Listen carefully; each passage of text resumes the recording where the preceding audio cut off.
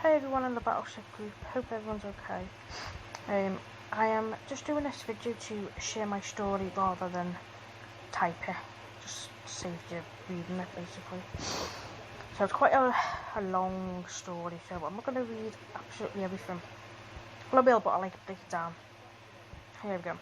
I suffer with neurofibromatosis, scoliosis, kyphosis, duralactasia, osteoporosis, rheumatoid arthritis, depression, anxiety, supraventricular tachycardia, sinus tachycardia, hiatus hernia, esophagitis, forgive me, external dyspnea, PTSD, non-epileptic attack disorder, and duodenitis, forgive me.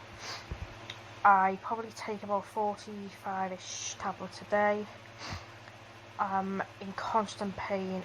I am pretty much bedbound 99% of the time. I have to go to 7 hospitals, 4 in Liverpool, 3 in Manchester. So I go to Aintree Hospital, the Welton Centre, Broad Green, the Royal, so they're in Liverpool. Manchester is St Mary's, Windsor and Salford. So go to them quite often. I had a 10-hour operation on my spine when I was 8 to put metal rods in because my spine was severely curved. So that was when I was 8 and I was in hospital for like 6 weeks, something like that. But the most surgery I have had is on my plexiform neurofibroma, which is on my thigh, hip, groin, bum and like private area. So I will insert some photos as well. I've had a lot of laser treatment on it from the age of 5 up to the age of like 15. And I've also had surgery to debulk the tumour, which I probably had at least probably 10, maybe 8, 9, 10 between 2009 and now. When I had surgery in 2009, 2010, 2011, I was in hospital for like 5 days. And then in 2014, I was literally in for 1 day. I got sent home, and about 2 days later, my leg started bleeding, and literally blood was gushing out. And I was coming home from the match, and where I live I have to go up a hill, so I had to get out my wheelchair and push the chair up because I'd go flying if I had to push myself up. And I felt weird, and my leg was like, So 2 lads kindly took me home, phoned an ambulance, stood up out my wheelchair. There was a pool of blood in the wheelchair seat. My tracky bottoms were grey from top to bottom, were soaked in blood. There was a hole in my leg about that big, literally just opened. Paramedics asked where I had surgery, so I told them. They said because I was nearly 18, they couldn't take me to the kids' hospital, even though I had it there. So they'd take me to an adult hospital. Even though I got there, they asked where they had the surgery. I told them. They sent me to the kids' hospital. So I got sorted. They sent me home. Same thing happened 2 days later. Stood up out of bed, blood was gushing. Phoned an ambulance at 6 o'clock, didn't get there till 7:15.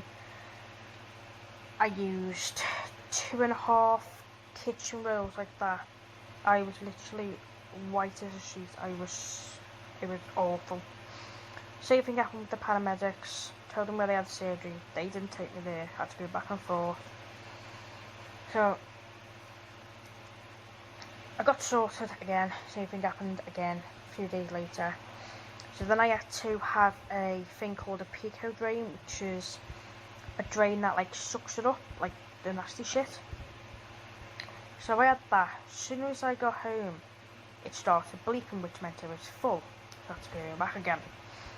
So I must have went back at least once a day for a good few weeks. And then that took a while to heal, and then I had surgery again in 2017, 2018, 2019, and then emergency surgery in 2019, because I had surgery last May last year, and in July got infected, like really badly infected. The infection triggered me SVT, heart rate went to like 250. That triggered me seizure. I got rushed to A&E. I don't remember any of this, and they obviously done bloods and seen there was an infection, and then they must have asked my mum, has she had any surgery, and she said yeah. Seen my leg, took photos, sent them straight to Manchester, and they said bring her in right now. So I got an ambulance, rushed to Windsor, had emergency surgery, was in there for like a week, on IV antibiotics, and I had a open wound above that, which was letting the infection come out into like a stoma bag and a drain. So when I was ready to go home, there was still a hole like that. I had to have a very high technique drain, and it wasn't like just, you know, normal standard plastic drain that everyone has. This was like a proper technical one. This had a little screen, it had like buttons and on and off, and it had to be plugged in to charge all the time. You could have it unplugged for like 10 minutes, but if it was out longer than 10 minutes, it would turn off and not come back on. So I didn't get told that. So I unplugged it, went out for like half an hour, it died. So the nurse had to come back and put another one in. When she went, that was faulty, so I got to put another one in, then the charger was faulty. So they had to like come back like at least once or twice a day to fix the drain or change the dressing, because there was so much blood and like gunk and everything. And that was horrendous. That was a horrible experience. And then what else have I done? Yeah, I've broken bones in my hip. So I had a seizure in bed. Didn't fall out or anything like that. And I broke my pubic bone, both of my pubic bones in half, and then a bone like in hip somewhere. The only way I could actually walk was by, so this was when I used to use crutches before I used the chair.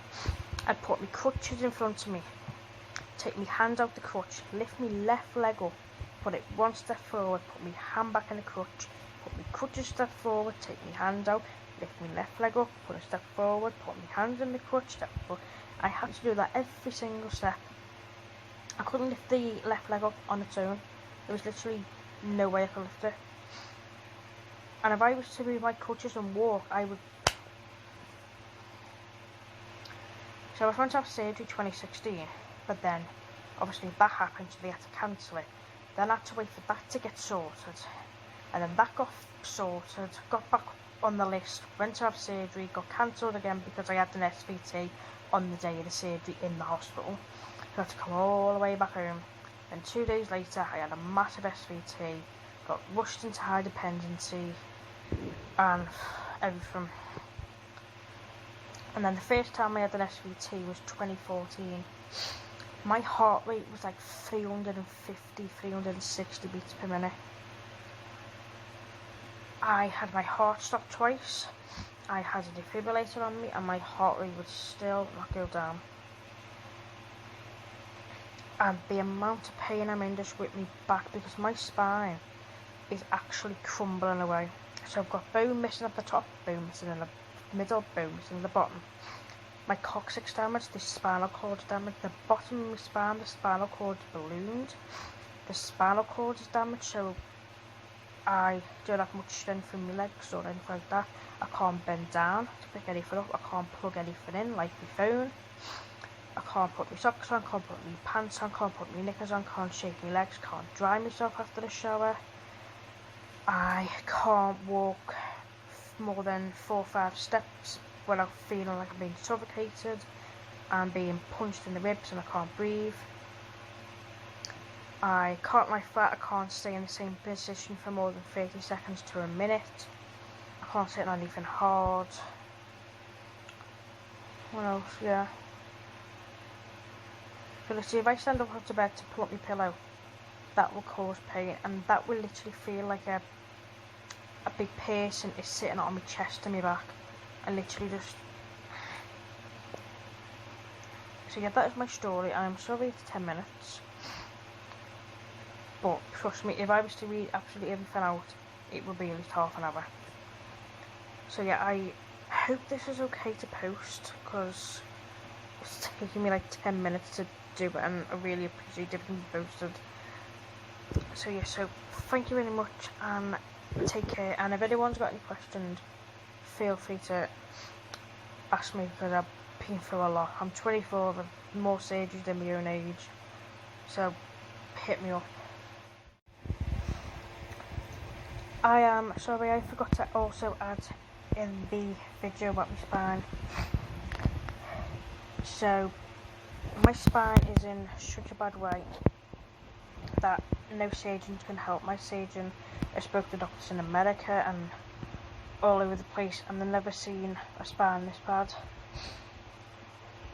So originally I needed one surgery, which would have been 12 hours, but then I got really bad, so we would have needed to be about 3 or 4.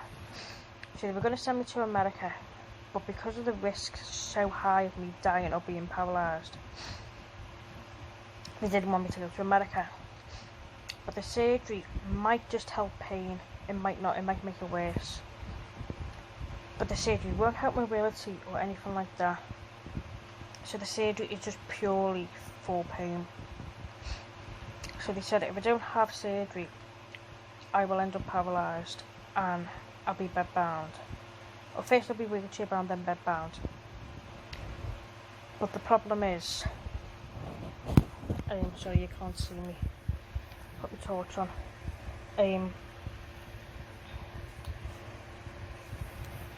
I